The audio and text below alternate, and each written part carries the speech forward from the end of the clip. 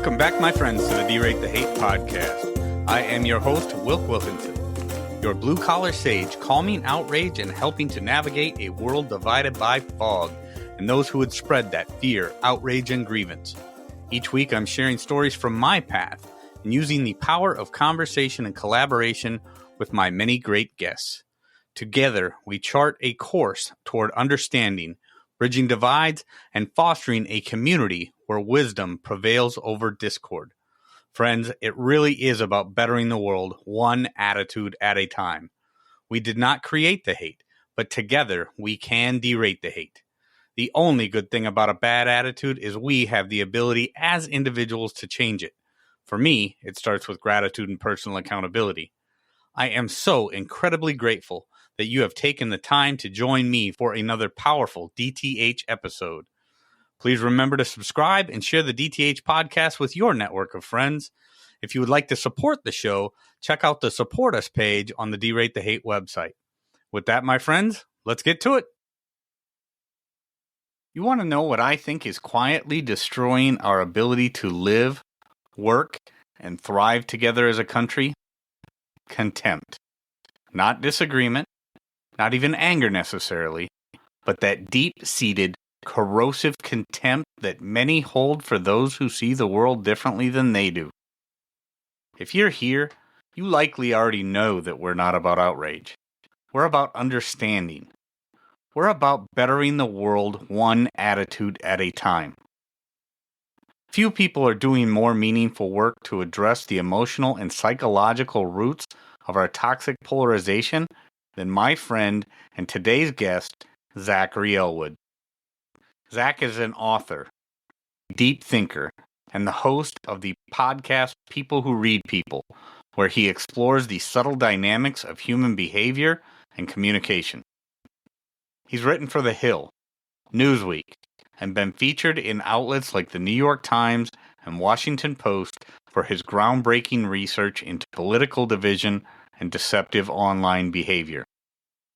Among several reasons I've invited Zach here today is to highlight his book, How Contempt Destroys Democracy, An American Liberal's Guide to Toxic Polarization. This is not just a book for liberals. It's a book for anyone who wants to break free from the echo chambers and the tribal thinking and the constant cycle of us versus them. In this episode, we unpack some of the major themes of Zach's book: the danger of confirmation bias, the internet's role in amplifying emotional reactions, and how curiosity, yes, curiosity, is a powerful antidote to division. We'll also look at how grievance mindsets keep people stuck and why local engagement and face-to-face dialogue matter more now than ever. This conversation is full of insights, challenges, and practical wisdom for anyone who's tired of the noise and ready to be part of the solution. So friends, let's get to it. Here's my conversation with Zachary Elwood. Here we go. Zachary Elwood, how are you, brother? It's so good to see you again. Welcome back to the Derate The Hate podcast. Hey, Wilk. Thanks for having me on again. Yeah, man. I'm such a fan of your work and our conversations. The things that we've been able to talk about, the things that we work on, Zach, are so incredibly important, especially in the divided times that we find ourselves in. I know we made a joke the other day, but it wasn't really a joke, and it's like, okay, being in the depolarization business, we're not going to run out of things to do anytime soon. Job security. I wish we would, right? Yeah, definitely job security. There is job security. And Zach, one of the things that I have been thinking about so much lately is trying to figure out how do we connect with people and show them that just some of the simple things that they are doing are contributing to their own demise when it comes to their attitude about them, when it comes to the us versus them. And so one of the things that I've been thinking about is this how do we show people that when they are seeking information, online or or they're looking to get the skinny on a particular thing, right? They tend to just focus their efforts on what the other side did, what the other side said, how can I prove that I'm right, this confirmation bias thing that is such a problem. So let's start our conversation there, Zach, because that is one of the big problems that I see out there today is people are so stuck in their own certainty, and then when they try to, I guess, find something that might conflict with their certainty, they're still only searching in the same pool of information that they became certain in the beginning. Yeah, it's a tough thing to try to solve. I mean, I kind of see it in two levels where it's like, there's the complexity of a lot of events that happen and seeing, often people are jumping to simplistic team-based perceptions of various things, right? Then there's also just, even if you're 100% sure you're right about something, right, which many of us are, there's also the element of like, well, you should try to understand why people think differently, right? So like, there's kind of this, and I like to kind of break it down by that because I think a lot of people will be like, but I'm right about X, Y, Z, my anger is justified. And it's like, well, sure, even if you're 100% sure you're right, it's like you still have to grapple with the fact that many people disagree and that, theoretically half the country in some instances. So you just have to be curious about these things, like whether it's curiosity about what the actual truth is and recognizing that we can be drawn into these simplistic framings of things which amplify polarization more. And it's just curiosity about what other people are thinking. But as to your question about how we get people to do those things, that's really the $1 million question, because I'm always just, probably like you, I'm always kind of astounded at how quickly people will reach for team-based interpretations of, the latest thing that happens in the news. It's like everyone's immediately jumping on it, being like, how can we interpret this so that they're the bad guys and we're the good guys, or whatever it may be. It's really just, I mean, I think, I'm sure we're on the same page. It's really just the heart of why conflict is so hard to resolve, because you have so many people jumping on those interpretations just as a reflexive thing, and it continues to be surprising to me that people don't learn, like, hey, I was wrong about this thing that I overreacted about. Maybe I should take my time and not just reflexively jump on these things, or put it in the worst case framing next time, but it's like, it's kind of like my surprise at continually seeing people fall for fake videos online. I'm like, how do you keep falling for the fake videos? You've seen so many fake videos, and people will get outraged and they're like, oh, it was staged. And it's like, yeah, how many times do you have to watch fake videos online to realize that we're surrounded by fake videos, But, I think we're always like falling for things. That's just, what we do, and putting things in the worst possible framing and so on. But yeah, I do like to include that element too of like, for people who are, there's plenty of people watching, or maybe watching, who might think, hey, I'm right about, XYZ badness. It's like, well, still, you should still wonder what other people are seeing, right? Yeah.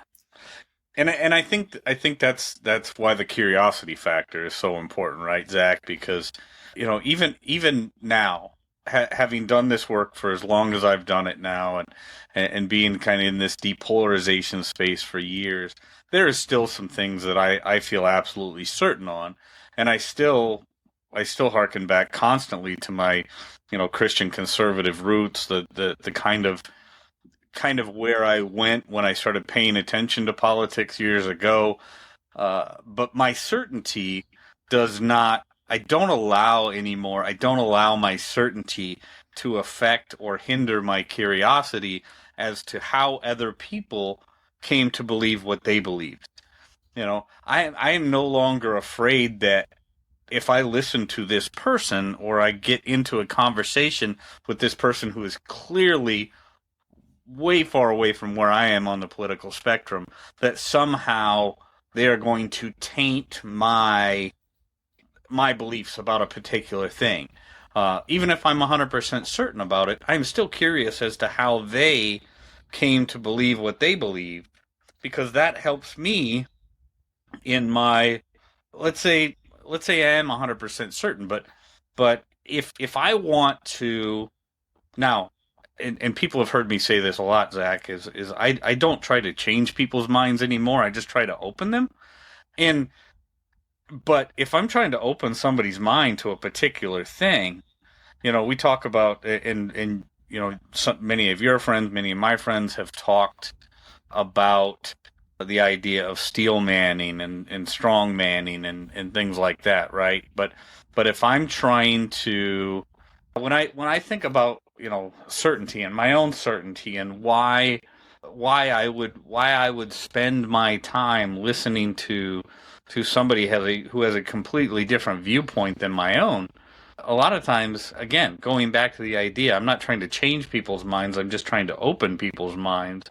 If I want to have a conversation about a particular thing with somebody and open their mind, I think I need to have a good grasp on not only why I believe what I believe, but why they may believe what they believe or what their life experience is and how they have come to believe what they believe. I think all Mhm. those things are incredibly important. You made a very good point, and it's a funny point. It's like, okay, how many times do people have to look at these different fake videos online to realize that somebody's trying to dupe them, right? I mean, Amanda Ripley calls them conflict entrepreneurs. I call them outrage entrepreneurs and grievance grifters. Capitalizing on that fog model. And in this internet ecosystem that we live in, Zach, there are so many people that know how to capitalize on people's fears, how to outrage people, and how to capitalize on their grievances, whether they be real or perceived.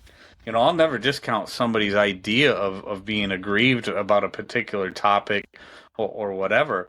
But what I really want to know is how they came to believe what they believe about that particular thing and how it's benefiting them to somehow remain in that aggrieved status instead of working on, I talk a lot about how to become a part of the solution instead of a part of the problem. People get stuck in this grievance culture, this grievance mindset, and it affects their ability to operate, right? It jacks up their whole personal operating system. So let's talk about that, because we know, you and I for sure, because of the work that we do, know that there are plenty of people out there online trying to dupe people through that fog model: fear, outrage, and grievance. But but it's effective. And how do we work through that, Zach? Because again, when people are looking online for the answers to what they perceive their problems to be, often they're digging in the wrong pool for the information, and there's people out there that are trying to capitalize on that. So let's talk a little bit about that. Well, yeah, and to clarify more, I wasn't even referring to political stuff. I was just referring to, like, you'll see these videos on Instagram where it's just like somebody playing a mean prank on somebody, but it's kind of clear to a lot of people, like, this was staged. But everyone's like, I can't believe that they did that to that person. It's like, well, yeah, they were in on it. They didn't actually do it to anyone. That's why. I'm just talking about that kind of thing where we're just surrounded by all these staged humorous videos, and it's kind of similar. Like, they're aimed at getting people engaged. They're aimed at gaming the algorithm to get clicks, right? Like the ones on the airplanes, right? I don't mean to interrupt, but how many times have you been on an airplane where that one aisle is like 6 foot wide and they got enough room for a camera crew, and it just so happens that all of this happened right at the right time, the right lighting, the right sound? Well, you might like this. There was one political one that I wrote. I focused on for my podcast. I wrote a analysis of it because it was like 2021. I think there was a video of a black jogger in a neighborhood, and he was, it seemed like he was getting abused by a woman in the neighborhood, and it went viral, and it got written about by, like, somebody big. I can't remember the blogger's name, but everybody was outraged. But it struck me, like, I watched it, I was like, this is staged, like, they know each other. It was very obvious to me because all the video just didn't add up, like, the way they were acting. And then it came out like 2 days later. Yeah, it was part of this other video that they got the longer video of it. It was clear that it was staged, right? So that's just, and that was a cause of a lot of, causes of, contributing to, the polarization and the anger. But that was a case where, everybody's just primed to see what they expect to see and primed to arrive at the normal, like us versus them kind of narratives, right?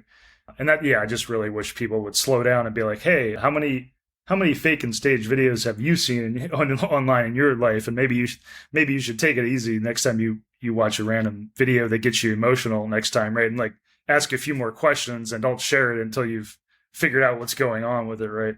But yeah, as to your question of like how we get people to do that, I mean, I just think the internet is, I mean, I'm a big believer. I don't know about you, but I am a big believer that the internet is a big cause of our problems, right? Absolutely. I just think it's amplified emotion and the ability to spread emotion so easily, and also create these kind of online tribes, we're less present in our real life communities and more present in these virtual, tribes online and political tribes. So I do see, I don't know about you, but I'm a big believer in that it was a big amplifier. Yeah. I don't know if I answered your question, but I was kind of rambling there. Well, I think I kind of derailed your first answer with jumping in on the video thing, but no, I think you're absolutely right. Zach is well, anything, and people who listen to the DTH podcast, they know that I talk about never allowing your emotions to dictate your actions, and you're absolutely right. Whether it be political or non-political, or a lot of these things aren't political, though there are people that will find a way to make just about anything political. But this is true.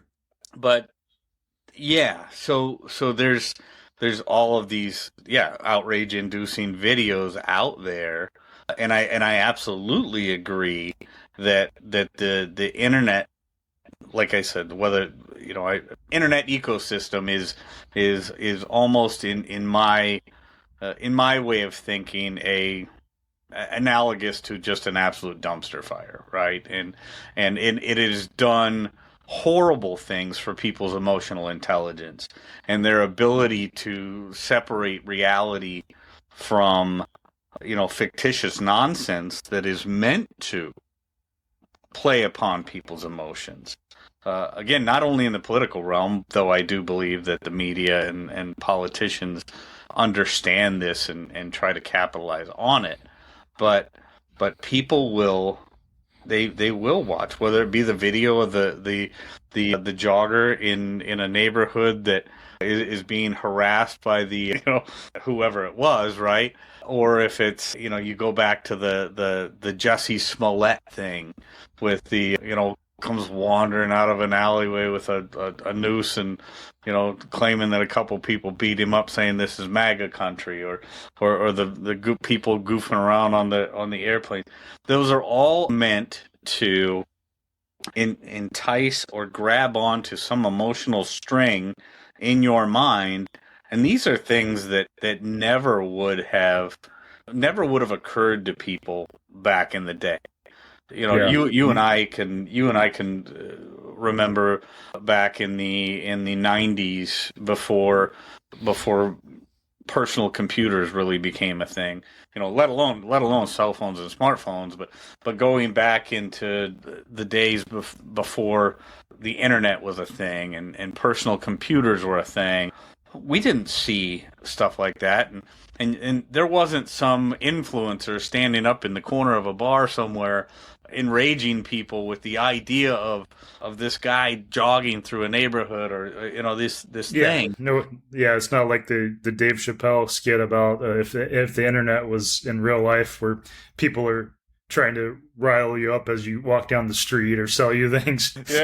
It's I make the joke, Zach, that I've spent more time on bar stools in my life than I did in classrooms, and I learned so much from society through real personal interaction, right? Interpersonal communication with people, and learning about people's life experience and what got them to where they are, or what their problems were and how they've dealt with them and things like that. But now, so often we find ourselves not actually talking to or speaking with the people who have common cause problems like we do.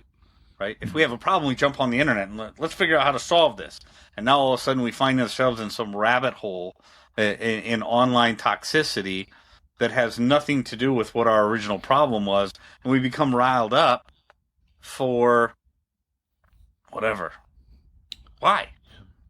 Yeah. Well, I don't know how much if you think about this one a lot, but the thing I think about a lot is, so often people are overreacting to the actions of what are just a few people or even a single person, right? It's like in a nation of 340 million people, there's often a reaction about the actions of one or a few people.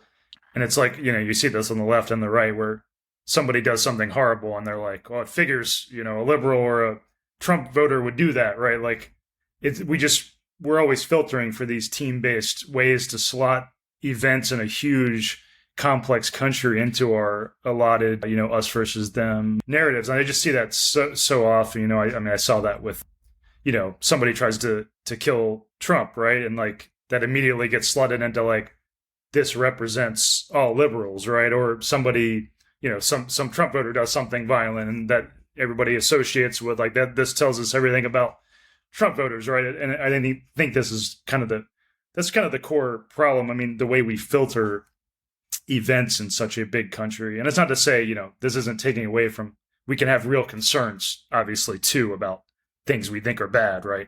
But I think so often, we're using these various things that happen in a huge country to just bolster and add on to our preferred narratives and building our contempt, which makes us speak in insulting ways and makes them angry, et cetera, et cetera. So, yeah. No, I think that's a hugely important point, and it's something that I talk about. One of the things that I've been so passionate about lately, Zach, is trying to help people understand that you cannot continue to focus on what the 24-hour news cycle and cable news media is talking about, because a lot of these things are not things in your neighborhood.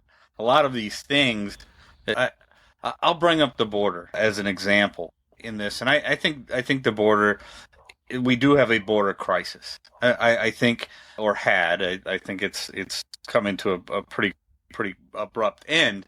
But the reality when I think about things like that, and I'll just use that as a small example, is let's say the conservative media and the conservative talking heads will get up there and talk constantly about, illegal aliens and how this is a massive epidemic within our country, and there's all of this crime associated with illegal aliens and everything else.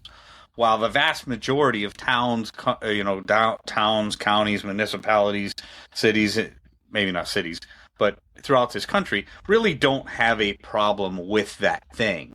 But people begin to internalize it as a problem in their neighborhood because they are constantly seeing exactly what's happening in that news cycle. Or talking about gang activity in the south side of Chicago and pretending that thing is happening in, some small rural town in southern Illinois. It's just not a reality, right? But we begin to internalize these things. One of the things that I think about one of the greatest examples that I think about in this and the tragedy that comes to is, I had a conversation a while back with an author, journalist named Bonnie Christian. She wrote a book called Untrustworthy, and she talks in that book about somebody who had, I don't know if it was a friend of hers or an acquaintance of hers or whatever, but they were getting ready to retire and they had this nice nest egg and they were going to buy like a duplex in the suburbs and rent out half of it for passive income and had this, just this beautiful plan for retirement. But then because of politics and because of the ugliness that this whole polarization thing created in their brain and their perceived grievance over so many things, they said, well, no, I'm not going to allow myself to be tied down to some city, because when this city becomes a food desert and the crime and the criminals take over and everything else, I don't want all my... So they sold off everything they had and bought a camper and started traveling. that kind of thing, Zach, is kind of what we're, well, not kind of, very similar to what we're talking about here, and one of the great tragedies of these these us versus them narratives, these, for taking the national topics and starting to internalize them and personalize them and make everything that's happening in the national news media and trying to take it and say it's happening in our backyard. This is why I talk so much about the idea of, you know, citizen-led solutions to common cause problems close to home. How can we use the concept of subsidiarity to work on things with our neighbors, common cause problems, and tune out some of that national toxicity and some of those things, whether it be political or just the ugliness that we've been talking about today, Zach, the ugliness that we see online.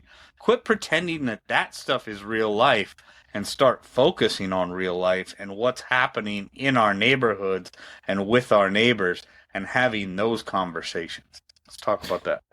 Yeah, no, I mean, there's a lot of things I didn't like about Ezra Klein's book, Why We're Polarized. And in fact, the things I didn't like about it were the reasons I worked on my own book, because I found it quite biased and actually a conflict, a polarization amplifier. But that's another story. But I did like at the end of Ezra Klein's book, when he talked about, ideas for what we could do, he talked about precisely that, like, let's stop focusing on these things we can't change at a national level. Like, we have very little influence. Why do we spend all of our time thinking about these things? Like, if you're upset about Trump, if you're upset about Biden, whatever, fact is we just have very little influence on these national federal things. Like, we can, so I think really when it comes down to it, like, something I've said a lot is like, if you're spending a lot of your time getting riled up about these things and upset about them, you can still think they're bad or harmful or whatever, have your opinions, but the question is, like, what are you doing about that? Like, if you're not doing anything constructive about it and just worrying about it, is that a good use of your time? And would it be better to focus on things around you, things that are actually in your community? And he went on, he had a good section about that. And I think, I do agree.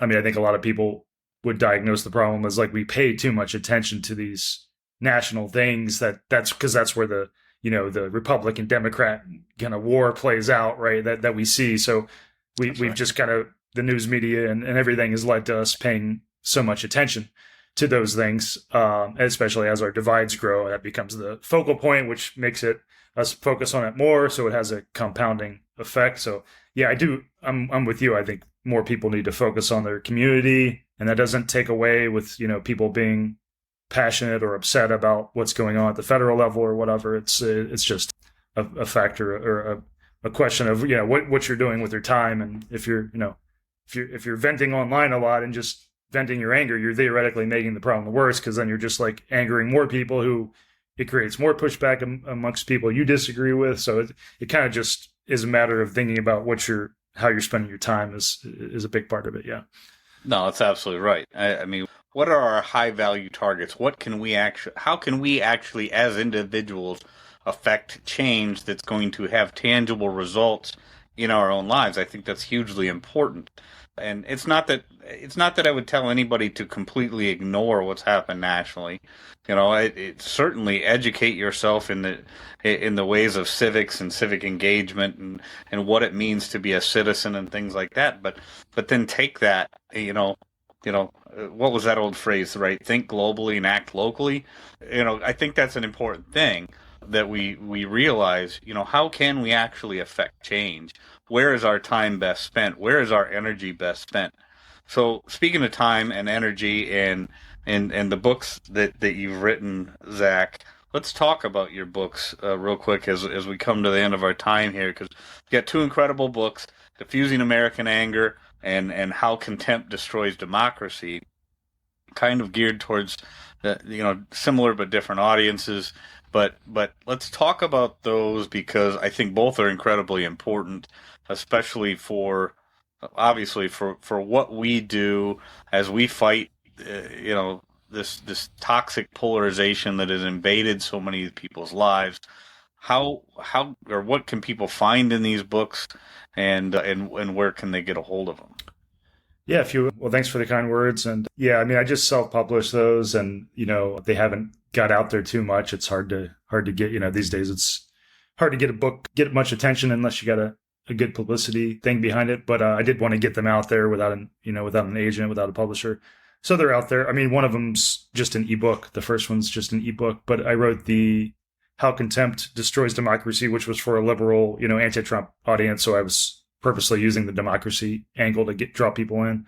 Yeah, I think what's in those books that I think is different, what I try to do is overcome the common objections people have, because I really lead with the objections people have to caring about this, the common objections I'm sure you've heard a lot, where it's like, well, the other side is so bad, why do you want us to reduce our contempt or anger? We need our anger, our contempt maybe to defeat the bad guys. We need to get more polarized even, So some of these kind of common objections that think that, this work is at odds with political passion or at odds with political activism and such.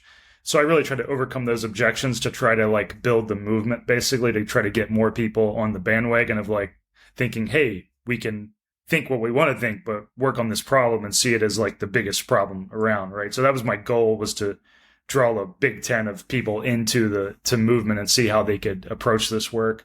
And I think I did a good job on it. It got some good reviews, including from some polarization researchers and some political thinkers.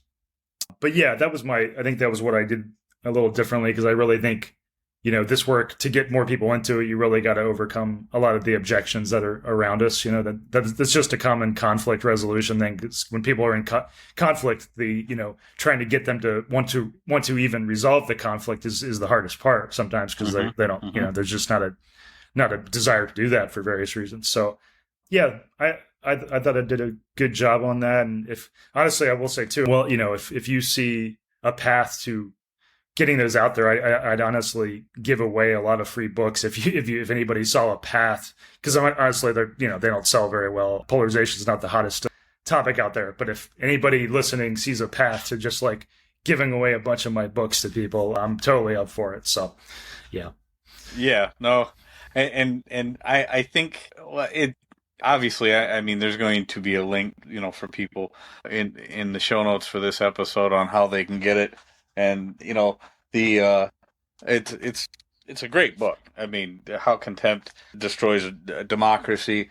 I'm certainly not one that falls in the liberal Trump hater class, obviously.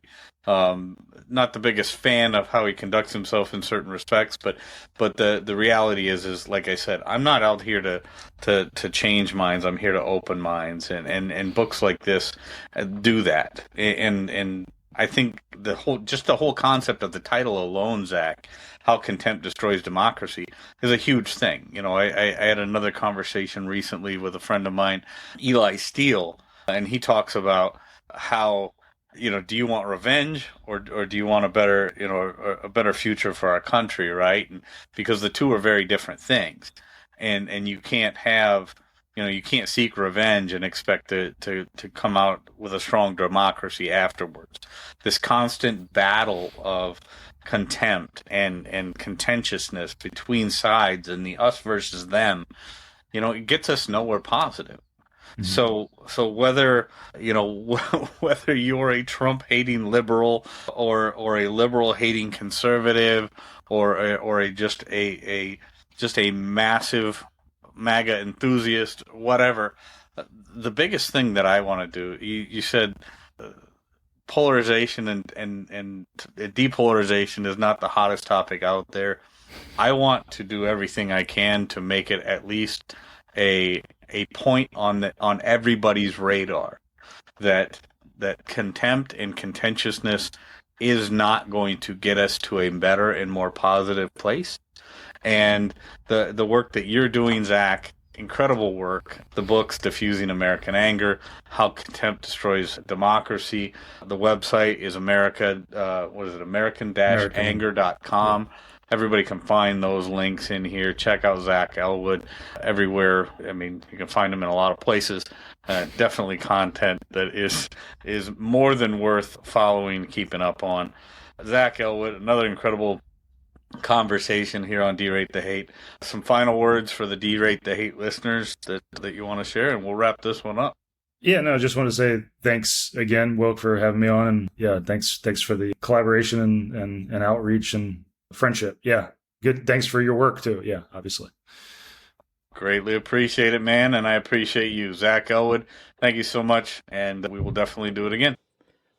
Friends, if there's anything in this episode that provided exceptional value to you, please make sure to hit that share button. Share it with your friends, share it far and wide. And of course, if you haven't done so already, be sure to subscribe right from our website so you can get the Derate the Hate podcast sent to your email inbox every week.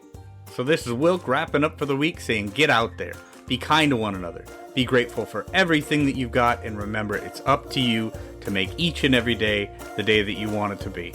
If there is something that you would like to share with me, you can catch me on most social media platforms, or you can email me directly, wilk@wilksworld.com. With that, my friends, I am going to back on out of here, and we will catch you next week. Take care.